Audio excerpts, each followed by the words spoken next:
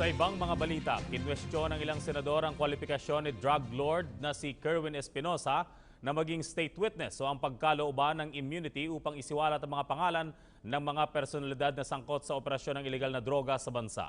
Ayon kina Senate President Coco Pimentel at Senator Chis Escudero, hindi kwalipikado si Espinosa na maging state witness o mabigyan ng immunity dahil kung isa ito sa mastermind ng sindikato, maaaring itong pinaka-guilty. Lalo pat nakikinabang din ito mula sa illegal drug trade.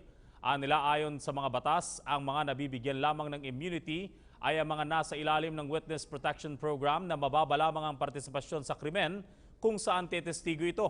Sinabi pa ni Pimentel na hindi maaaring matakasan ni Espinosa ang kanyang kasalanan maliban na lamang kung mapapangalanan umano nito ang bigger fish maliban sa kanya.